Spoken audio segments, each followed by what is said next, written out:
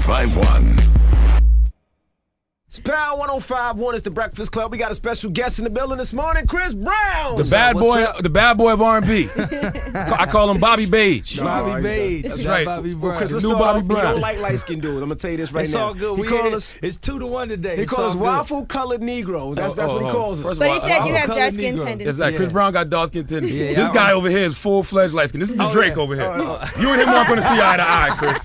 Okay? That's how we going to start. This is the Drake over here. I'm a little sensitive right now. No, but stop. Today's a sad day. Today's a sad day for Why Chris today's Brown. sad? Yeah. I saw a media takeout, man. Rihanna's now dating ASAP Rocky. I don't know if you had a chance to see. Oh, man. Damn, that sorry. hurts. Did you hope that was a bad April Fool's joke? Man, that hurts.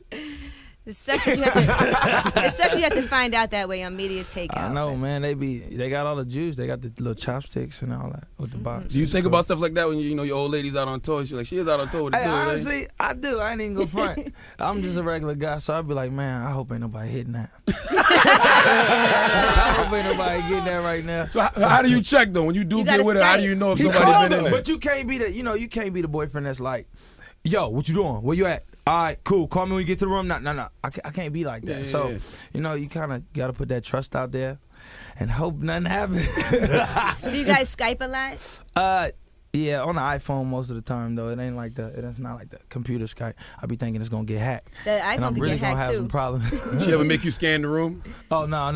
Get up under that bed, make sure crew chain under it.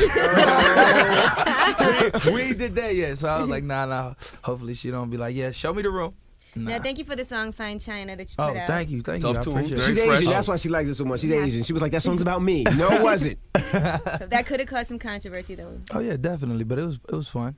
Good You've always process. had the Michael Jackson comparisons, but this record's really channeling Michael. Yeah, I wanted to do something more original as far as like music and like with the bass lines and then more live instruments. I wanted to kind of put that out and just try something different than I usually kind of go to instead of singing about big, the whole nine. Michael Jackson's granddaddy produced the record or something. Right? Not his granddaddy. What happened? What was the Michael story? Jackson You granddaddy? just made that whole. No. It's Michael Jackson Rockstar and granddaddy. PK Rockstar. I guess in one of the interviews, he said, "Yeah, man, I already told him the story. It was cold." But he was telling me about because he used to date one of the Jacksons. One of the daughters. One of the daughters. So it's some weird story, but The record itself was produced by Rockstar, Eric Billinger, myself, and PK. So. And the video is an homage to Michael Jackson as well. Yeah, absolutely. And you co-directed it? Yeah, I co-directed this one with Savon White. He actually did Stomp the Yard, so I really wanted to test the waters with like a more established director and try to see what I could bring cinematically to it. So it's pretty dope. Does it bother you when you put out a fresh record, you put out a dope video, but then it seems like you got to go on these apology tours? You know what? For me, it's just like like especially for like the mainstream media, it's like funny because that's what they focus on the most. And I'd be like, okay, and they'll tell you right before every time, yo. So yeah, we're talking about the album, gonna promote it, single, video, to how you directed, boom, boom, boom. Then as soon as the camera cut on, so back to 2009. and I'm like, I'm so ready for it at this point. It's just like, all right, When bro, does it cool. stop though? When is it just like, you know what, F this? I mean, I done said F this a lot of times, a gang of times, and they kind of went the wrong way. Made it worse. Yeah, Yeah, made it yeah. worse. So, I think for me, it's just being like, yo, I'm cool. Smoke a blunt, don't care. But my thing is, Rihanna's forgiving the situation, so it's like your fans seem to have moved on, but then there's people who still boo you at the Knicks games, or Matt Law will bring up, would you ever do it again? Like, Yeah, absolutely. Well, I gotta just take that on the chin, man. I can't expect everybody to like me. Like even at the Knicks games, I just smile. The one thing they don't like to see you do is smile. So Absolutely. you can boo all day, but I'm rich. When did you get to that part? When did you get to I'm that part when happy. you can smile? When did you get to that point where you can smile? Like, what made you say, you know what, I don't gotta act up, I ain't gotta wild out, but I could just laugh about it? Like, what was that? Rihanna gave him some again. Stupid, right? But definitely, I think my friends, man. At the end of the day, I started seeing, I didn't want the image of who I am and all the people that I hang around to, affect everything that I'm doing. So whether it be us at the valet or whatever we doing, I don't want to always portray that image as I'm trying to be tough. Like I'm not sitting here trying to be hood. I'm not trying to be gangster. None of that. I'm just trying to live my life. But sometimes mistakes and obstacles get in the way where you got to be like, hey man, I'm a little aggravated. So I can't expect myself to always, be the peachiest guy. But when that point comes, when it's like being a man and being an artist, like you know, like we seen the video, you get in your car and somebody's talking trash. Yeah. As anybody of us, we gonna talk trash back because it's Chris Brown. It's like, oh my gosh, why don't you just leave? Like when does it get to the point where like, yo, I'm a man at the end of the day? For me, it's like it's journalism, man. Like at the end of the day, I have to just come to the fact that's what it is. It's not like it's people's job, so they gotta eat, they gotta do what they do.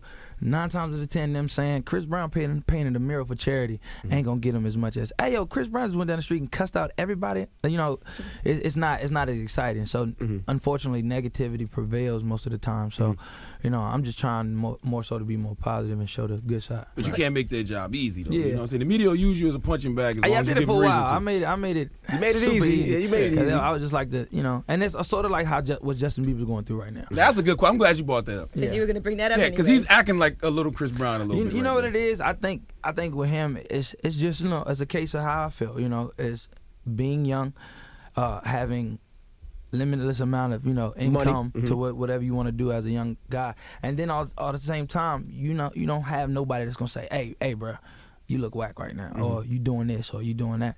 You know, for me, I had the people that said it, and you know, it got through eventually, but you know, I think right now, I mean, his team is wonderful. Charlamagne blames it on Lil Twist. Charlamagne says all. No, I don't blame it on just Twist. I blame it on all them little niggas. But you know what I feel like? I feel like the mainstream media, and I don't care. I ain't in it, but this is my only thing I'm gonna say about it. I just feel like they're gonna target the little black boys around them and say, hey, so this is why he's doing it. Right. I'm damn sure glad I ain't want around, because they was like, yeah, well, you know, you learned from Chris Definitely Brown. would have said Chris did. I'm not. I did my song, and I was like, cool, man, great success. You know what I'm saying? So I just, you know, I pray for him. I pray for myself. I think we both, you know, go through it because we're, you know, great artists. And he's a big artist to his fans and everybody. You know, he's like baby Elvis out here. Right. So I told Justin a year and a half ago that shit was gonna happen. I said, if you keep hanging around these Negroes, all right. Didn't I say that though? Stop. I told him, you keep hanging around these Negroes. Now, Chris, you're gonna get in trouble. was there ever a time that you thought that you weren't able to make a comeback? You were like, this is gonna be too difficult. I don't know if people are gonna accept me again. Did you ever feel like that? Well, you know, I always doubted. I went through like a little depression part, but I think like the first 2 years, like when I really couldn't get radio spins or like, you know, people weren't trying to buy my records on iTunes or really trying to, even my albums was tanking. I was like, dang, I don't think it's gonna happen for me. I'm only 22, 21. Dang, I want to see what I'm about to go try out for the Knicks or something. Let me go try to play basketball. But you know, I just prayed on it. Stay humble, got with my family, you know, and really just focused on me, man, and the best thing that I could do, you know, go in the studio and just let it out in the studio. Last year, you totally weren't doing any press. You were like, I'm taking 2012 off. Yeah. I'm just concentrating on doing my shows. And now you're like, okay, I'm ready to come out. And you're answering every question that people are asking you. And you're really being straightforward about it. Yeah, I think before it was all, you know, formulated. And now I really kind of run my schedule how I want to do stuff. So it's not like, you know, when you're 17, 18, you do an interview. Yeah, man. So, you know, I'm Chris Brown. With the blue bow tie on and the blue sweater. It's not none of that. Like, I'm cool. Like, I can answer a question because I'm comfortable with myself. Like, I don't have to be, you know, ashamed of anything. So now, how do you do these interviews with a lot of hosts that, you know, during that time and during the last couple of years were going at you, you know, like Charlamagne, because you know there was a time when Charlamagne was getting at you. All mine was factual though. But what people don't know is Charlamagne got at me the first interview we ever did. So from there it only made me respect because you know when somebody either hate on you or whatever. Not saying you hate it, but whatever the case. I hate something. But you know, but you tend to watch more. Like you be like, okay, what he saying now? So let me watch, and then you know, you become a fan. Pause. So you know, at the end of the day, you don't gotta pause that. I'm a fan of you too. All right, brother. Oh my God, man. Black and light. I see now. That's Drake over there. I'm telling you. You got a bottle? You want to throw some bottles at this guy? I'm a sue. Go ahead. But yeah, you know, for me, I just think it's just, you know, learning process and everything I'm doing. Right. Okay. Absolutely. So let's talk about polygamy, man. Stop it. No, Chris Brown did pull off some amazing things. Amazing. It was amazing. Yes. From the outside looking in, I said, how is he doing this? No question. You got one of the baddest chicks in the game, if not the baddest. You know, Karuche's fly too, but at what point did you have to tell her she was just a rebound chick? Oh boy. You know what it was? It's time to go back home. You know what? One thing about, you know, with me and Karuchi, like, she was my friend through it all, you know what I'm saying? So it was a friendship more than, you know, a relationship. Yeah, I still love her, but at the end of the day, it's like I got love for her. Like, she always gonna be my homie. So it's like I just broke it to her like, look, I'm still in love with this person. You know, I love you, but it's just hard for me. You know what I'm saying? So I just had to be honest. I couldn't lie anymore. I know she thought to herself, she shouldn't have let Riri back in. Now, but for Riri never got pushed out. But from Rihanna's point of view, isn't she like, I don't want you to be friends with her anymore because that's who you dated when we broke up, and I'm not cool with that. Yeah, it's kind of like that. But for me, it's more like, yo, you just gotta understand at a situation in my life at a point where you know. We weren't together. Like she took care of. You were at your lowest point. You know, at my lowest point. Like she just was there to feel, you know, and really take care of me. So I can't never just be like, all right, get out of here. Like that, I would feel cheap to myself. She was a good rebound. Now, does it bother you that Charlamagne hung out with Rihanna one night and let her pay for his cab and everything? Nah, she's a multimillionaire. Watch that. Let her pay for your cab. Why would I pay for the car service? I'm gonna be like, yo, you got the car service tonight? Oh, cool. All right, cool. Absolutely. Oh, babe, can I use your credit card? We finna go to the mall right now. They didn't go that far. Right?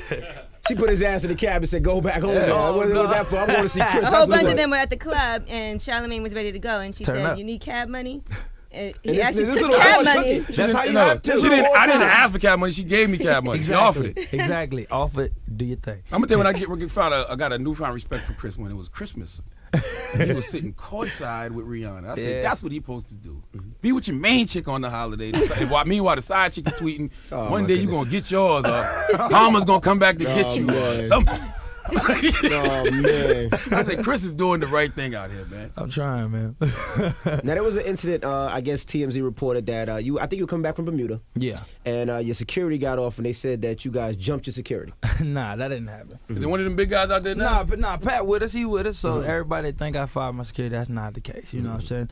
Amongst like men, sometimes men aren't always, you know, civil, and we talk, get loud, we say how we feel. You know, it happens in this room a lot. Yeah, so we don't fight. You know, it's family. So everybody's a brother. So ain't nobody ever getting fired or, you know. He didn't get kicked off the plane. No. It was a little situation, but it won't nothing serious as far as oh my God, they're just dysfunctional. Right. You didn't run like Charlamagne did. You seen the video of Charlamagne running? It wasn't like that. Well, Big Pat is as big as four guys. I seen the video. Honestly, I was like, yo, bro, where was his people? Where was y'all? It's 5 o'clock in the morning. I was at work. I was up Wait, there. me? I was supposed to do something? No, not you. I'm telling you, just I really came back down. Like, no, we came back down. They did, because I was walking in. They came down with some baseball We came back bats. down. But that's a great example. It's like sometimes you have to walk or run away from problems. Real talk. You know what I'm saying? Because you got a lot. I got a lot to lose. You got even more to lose than me. Absolutely. Sometimes you just have to avoid those situations, Chris. I know I do. Frank Ocean flirt with you. You can't jump on him. You got to. That's not what happened. Nah, not at all. Frank didn't flirt with you, and you. Nah, not at all. No, he didn't flirt with a man. I thought that was the story. No. Don't fall for this entrapment, Chris. Nah, Stupid. You and Frank good now, or you just? Nah, I'm cool. I mean, I let them do their music, man. I don't get in their way. They don't get in my way. And you know, it ain't R&B beef. I don't go around. I don't do that. I handle what I do. You gotta run away from the problem. Yeah, it's man. cool. Run away. Get away from them guys, man. Any guy that you know that's gonna cause you to possibly have a problem, get away from him. Absolutely. I don't talk to after 5 o'clock, Chris. You shouldn't. No, man. Now I have to commend you for not being messy in these streets. I don't hear a lot of Chris Brown groupie stories. I've only seen like one penis picture in all this time that you've been. It kind of happens. See, that was some light skin stuff right there. Light skin dudes only do light that. skin dudes do Absolutely. That's where you wake up and be like, I'm tripping. Do you know where that came from? Like who you sent it to? Yeah, you know where it came from. I know where it came from. Yeah, she knows who she is. Man, so do you hit her up mad or do you just let you know, at the end of the day, it's like, cool, man. I mean, they didn't seen everything else. Might as well seen penis. See my balls. What do you do when you see two of your old chicks in pictures together, like Dre and Karucha? You ever think they're discussing the size of your penis? I say yes. That's all I say. You know, at me, I welcome that. You know, the camaraderie is welcome with me. Like, I don't ever want none of my girls to hate on each other or none of them to be like, yo, whatever, let's join up. F him. Nah, it's never like that. Like anybody I've ever had a relationship with or something, they always gonna be my friend. And when they see me, it's love. It's not like, oh, I hate him. You know what I'm saying? I ain't that bad. Now, there was also rumors that you and Jay-Z never got along, that he tried to box you out of certain things, and that you guys just weren't cool. Nah, I don't know. He got too much money for that, I think. I think he ain't focused on me. Not yet. Not yet. Not yet. Did you ever had to make calls to the OG or have an OG like Boo reach out and be like, look, man, let my guy live a little bit? Nah, I done called Jay Brown a couple times. We done had some talks. I just keep it 100. Right.